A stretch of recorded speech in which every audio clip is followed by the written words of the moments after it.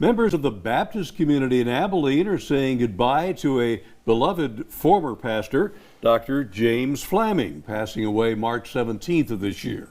Though he left First Baptist of Abilene in 1981, his tenure saw a legacy of charity that is still growing today. KTAB's Noah McKinney talked with a few church leaders that continue to watch Dr. Flamming's legacy bloom 60 years after it was planted.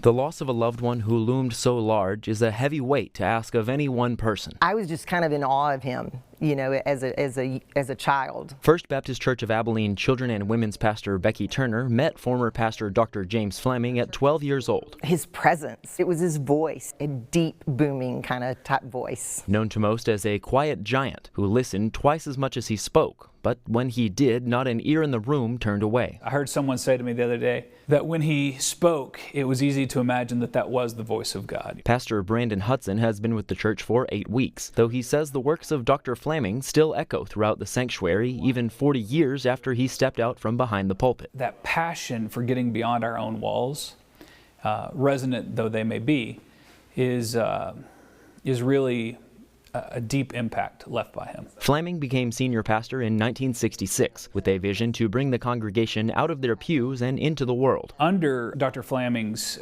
tenure, several of the community ministries that we engage in now were started. His philosophy evident in his parting words of every sermon, to go out and make Monday like Sunday. And that was really one of the things that struck me, is that this is a church that understands we do what we do because God loves the world, not because God's love stops with us. But when that voice begins to fade, the silence left in that person's place can be deafening to the point of halting all the good set in motion. We're called in our grief to not deny it, but in the midst of our grief, to plug in. So when we lose giants, when we grieve the loss of someone, it's good to remember them and to model what we loved about them in our own lives. In Flamming's sermon entitled In the Meantime, he called to Jeremiah 29, when the Israelites, feeling lost in a foreign land, were told to take root wherever you are, so that God can use you. So even lost in the foreign lands of grief, Flamming might say, I can also be like that. I can also speak words of love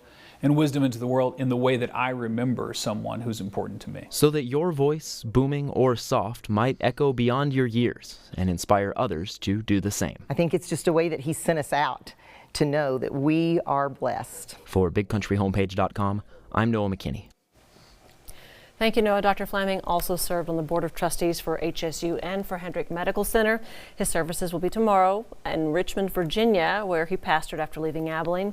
Streamed live by the Richmond First Baptist Church, and a link can be found on our website, BigCountryHomepage.com. I know he left a legacy both of you remember well as well. Always remember that voice.